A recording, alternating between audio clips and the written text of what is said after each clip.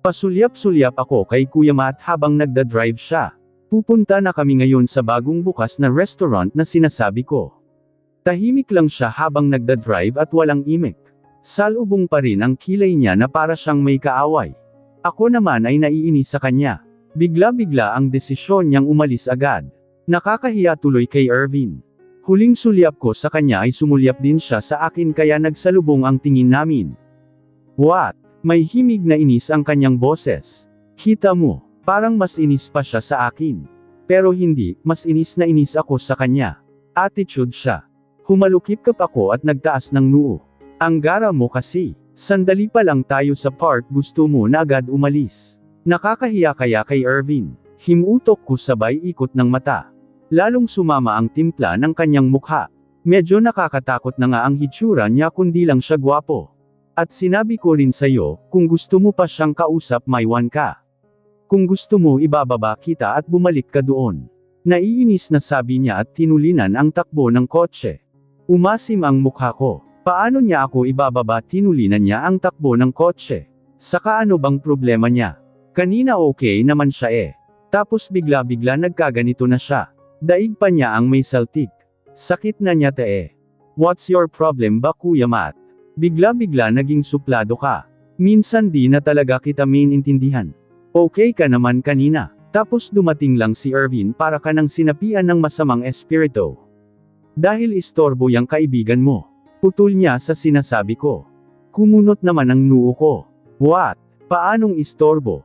Hindi na siya sumagot at pumalatak na lang.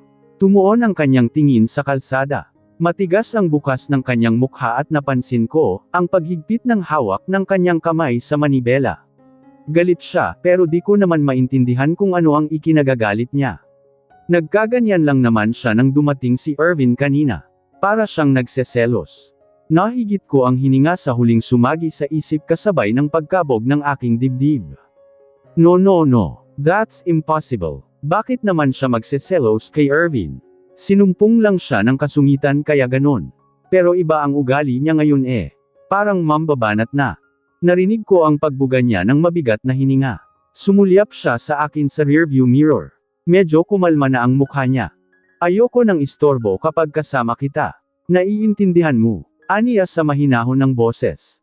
Umawang ang labi ko sa narinig. Bakit? Muli siyang bumuntong hininga at tinuon ang mata sa kalsada. Basta ayoko. Kapag magkasama tayo dapat sa akin lang ang atensyon mo. Lalong umawang ang labi ko at napakurap-kurap ang aking mata. Di ako makapaniwala sa mga sinasabi niya. Ang demanding ng lolo nyo. Ano ka special? Sinaman niya ako ng tingin pero di naman nagsalita. Muli lang niyang binalik ang tingin sa kalsada. Pinagmasdan ko naman siya at pinag-aralan ang kilos niya. Para kasing may kakaiba sa kanya. Kinakabahan ako at nalilito. Madalas naman kaming magtalo dati lalo na kapag asar siya sa akin. Pero kakaiba ngayon. Basta may iba. Para kaming magmag. Hindi. Gutom lang ito. Humugot ako ng malalim na hininga at umayos ng upo. Tumikim ako. Siguro nagugutom ka na nga kaya nagsusungit ka na naman. Malapit na yung sinasabi kong bagong bukas na restaurant. Kumain na tayo para kumalma ka na. Hindi pa rin siya umiimik at sumulyap lang sa akin. Hinayaan ko na lang siya.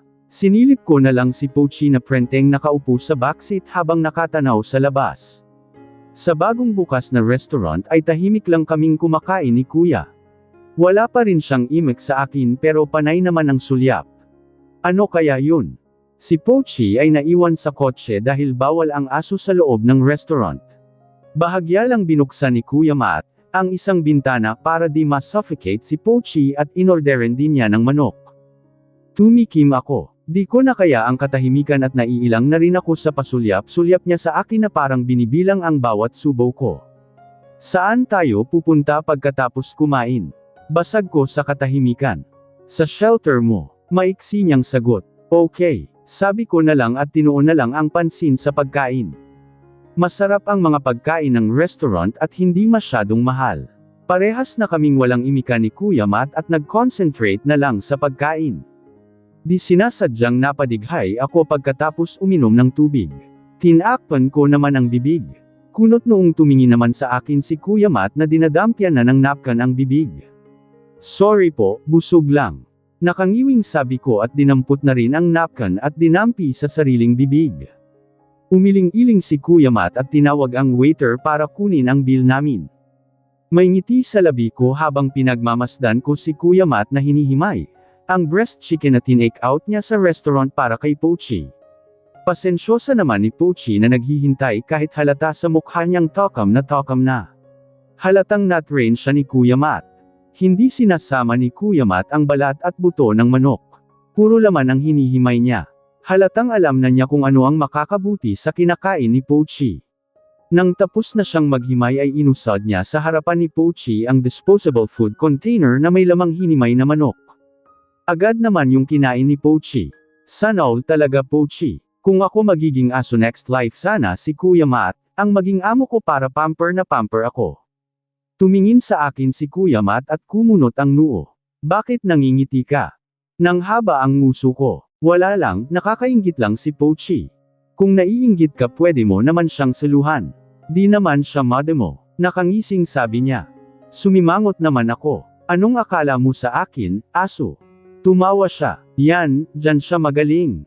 Tatawa lang siya kapag nakitang asar ako sa hirit niya. Mabuti na lang masarap pakinggan ang tawa niyang gwapo din. Pagkatapos kumain ni Pochi ay bumiyahe na kami papunta sa shelter. Nagkwentuhan lang kami buong biyahe. Hindi na siya nagsusungit ngayon at normal ng kausap. Paminsan-minsan ay nakikipagberwan din sa akin. Pero paminsan-minsan sumasagi sa isip ko ang mga sinabi niya kanina. Na ayaw niya ng istorbo kapag magkasama kaming dalawa at dapat sa kanya lang ang atensyon ko. Naghahanap ako ng kasagutan kung ano ang ibig sabihin ng kanyang mga sinabi. Kung ano-ano na. Kasi ang naiisip kong dahilan napapraning na ako sa kakaisip. Nagkagulo ang mga rescue dogs pagpasok ng kotseng lulan namin sa gate ng compound ng shelter. Sinaway naman sila ni Mang Dayoni na siyang nagbukas sa amin ng gate. Hininto ni Kuya Matt ang kotse sa harap ng isang bungalow type na bahay na nagsisilbing opisina at klinik namin. Sa taas noon ay may karatula kung saan nakasulat ang pangalan ng shelter namin. Pinatay na ni Kuya Matt ang makina. Ako naman ay tinanggal na ang seatbelt. Si Pochi ay di na mapakali sa backseat at gusto nang lumabas para makihalubilo sa mga asong nagkakagulo. Ako muna ang unang lalabas dahil baka bigla kang sagpangin ng mga dogs. Sabi ko at binuksan ang pinto ng kotse. Magandang tanghali po Ma'am Ana. Nakangiting bati sa akin ni Mang Dayoni. Magandang hapon din po Mang Dayoni. May bisita po tayo. Ganun po ba ma'am? Mag-a-adopt po ba? Ngumisi ako. Depende sa kanya kung gusto niyang mag-adopt. Pwede ding bago nating sponsor. Hinimas-himas ko ang mga ulo ng rescue dogs na lumapit sa akin. Kamakawag ang kanilang buntot at umabot pa ng dila sa akin. Halatang namiss ako. Lumapit pa ang ilang mga rescue dogs at pinagkaguluhan na nila ako. Muntik pa nga akong matamba pero sinaway sila ni Mang Dayoni at nakinig naman sila. Natatawa na lang ako kahit nadumihan na ang damit ko. Namiss ko rin kasi sila at iba talaga ang saya na dulot nila sa akin. Nakakawala ng stress. Magandang tanghali po sir. Welcome po sa pet shelter, bati ni Mang Dayoni kay Kuya Matt na nakababa na buhat-buhat si Pochi. Magandang tanghali rin ho. Ako ho si Matthew. Pagpapakilala ni Kuya Matias kay Mang Dayoni sabay lahad ng kamay. Tinanggap naman yun ni Mang Dayoni na bakas ang pagkamangha sa mukha habang nakatingala kay Kuya Matt. Dayoni ho sir. Lumapit naman ako sa kanilang dalawa habang nakasunod ang mga aso at inamoy-amoy si Kuya Matt. Kaibigan siya ng kuya ko Mang Dayoni. Siya ang nag-donate ng malaki kaya may pampagawa tayo ng mga cage. Ganun po ba? Nako, maraming salamat po sa kabutihan niyo sir. Ani Mang Dayoni. Walang anuman ho Mang Dayoni. Tipid na ngumiti si Kuya Matt at nilaybot ang paningin sa paligid. Medyo maingay dahil may ginagawa sa kennel room. Nang matanggap ko ang donasyon ni Kuya Matt ay agad na akong nagpagawa ng mga dagdag cage sa kennel room, para sa mga darating pa naming ibang rescue na need ay isolate. Malaya ang mga rescue dog dito sa shelter. Di namin sila kinukulong. Sa likod ng shelter ay may bahay sila doon na kanilang pahingahan para hindi sila matulog sa lupa. Katabi naman nun ay ang bahay din ng mga rescue cat. Hindi namin sila pinagsasama dahil ang ibang dogs ay agresibo at ayaw ng pusa. Ang ilan sa mga rescue namin ay na-adopt na pero minomonitor pa rin namin sila. Baka kasi sa una lang sila alagaan at kalaunan ay pababayaan din. So far ay wala pa namang ganung pangyayari. Not bad. Sambit ni Kuya Matt. Maganda itong lugar na nakuha mo. Malayo sa ibang kabahayan na hindi napuperhuwisyo sa ingay ng mga aso para iwas reklamo. Pumasok na tayo sa loob Kuya Matt. Ipapakilala muna kita sa mga kasama ko then itutour kita. Yaya ko kay Kuya Matt at nauna na akong pumasok sa loob. Una kong nakita si Rolly na binoblower sa counter ang bagong Polygon tuta na na-rescue noong nakaraang araw lang. Nagangat siya ng tingin at ngumisi nang makita ako. Isang binabae si Rolly na may malambot na puso sa mga strays. Sabi na ikaw ang dumating kaya naglakagulo ang mga aso. May bisita tayo. Sin-HIT oh my chew puppy. Biglang tili niya at nagningning ang mga mata nang makita si Kuya Matt na kasunod ko lang. Expected ko nang ganyang ang reaksyon niya. Mahilig siya sa pogi Lalo pa at nunukan ng gwapo si Kuya Matt. Siguradong kinikilig ang tumbong niya. Lumapit sa akin si Rolly na hindi inaalis ang tingin kay Kuya Matt. Sin-H yang gwapong yummy na masarap luhuran na visitor natin Ana.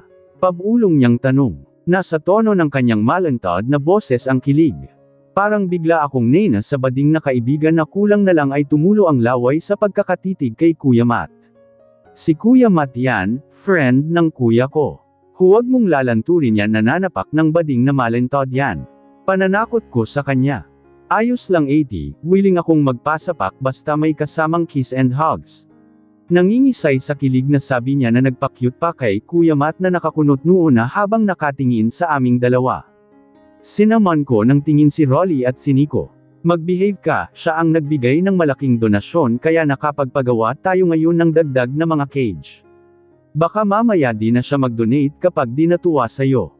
Pero ang totoo ay ako na ang di natutuwa sa kaibigan. Lagi naman siyang ganito kapag nakakakita ng pogi at natutuwa ako kapag nilalantod niya ang mga ito. Pero ngayon di ako natutuwa na nilalantod niya si Kuya Matt. Binuksan ko ang cellphone nang tumunog ito. May pumasok na text galing kay Ana. Dumating na yung engineer sa shelter kanina. Sisimulan na raw nila agad ang paggawa dito sa shelter. Thank you so much, Kuya Matt. Napangisi ako nang mabasa ang text ni Ana. Nai-imagine kong malapad ang ngiti niya ngayon. Kung nasa harapan ko lang siya malamang pinaghahalikan na niya ako sa pisngi. Kumislot ang puso ko sa naisip at may sumibol na pananabik. Humugot ako ng malalim na hininga at nag-type ng reply. Ako, you're welcome. Pagka-send ko ng reply ay pinatay ko na ang cellphone. Saktong bumukas ang lift ay lumabas na ako sa parking basement at dumiretso sa aking kotse. Ginabi na ako ng uwi dahil tinapos ko pa ang mga papalay na kailangan ng aking pirma. Binuksan ko ang kotse at pumasok sa driver's seat. Nilagay ko sa shotgun seat ang briefcase at coat. Hinalas ko ang necktie at pinatong sa coat. Tinanggal ko ang ilang butones sa kwelyo at sa dibdib ng aking suot na puting button-down long sleeve. Sunod ko naman tinanggal ang cufflinks at tinaas hanggang siko ang manggas. Kinabit ko ang seatbelt at pinaandar na ang makina ng kotse. Mananyebre ko na ito palabas ng parking basement. Siguradong nagkakahol na si Pochi sa bahay dahil hindi niya ako nakikita. Hindi ko siya isinama dahil matamlay siya, walang ganang kumain at parang masama ang pakiramdam. Inihabilin ko muna siya sa caretaker ko. Kapag bukas ay di pa siya okay ay dadalhin ko na siya sa vet para patangnan. Pagdating sa main road ay bahagya kong tinulinan ang takbo ng kotse dahil maluwang naman.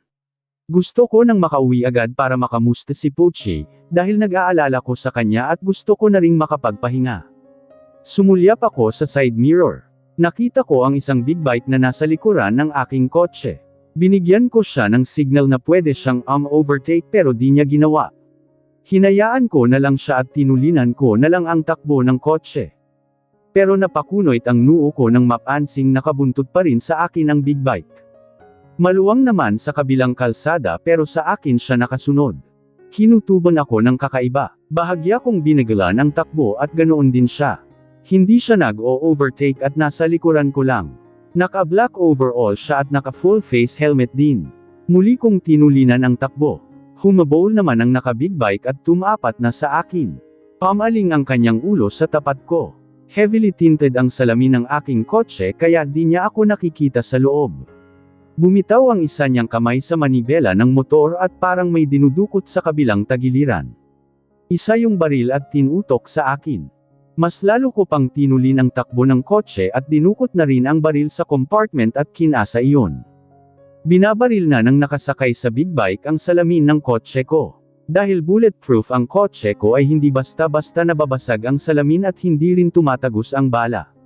Hindi na bago sa akin ang ganitong pangyayari. Ilang beses nang pinagtangkaan ang buhay ko. Mula sa mga kakumpetensya ko sa negosyo na hindi tumatanggap ng pagkatalo. Ilan na rin ang naipakulong ko.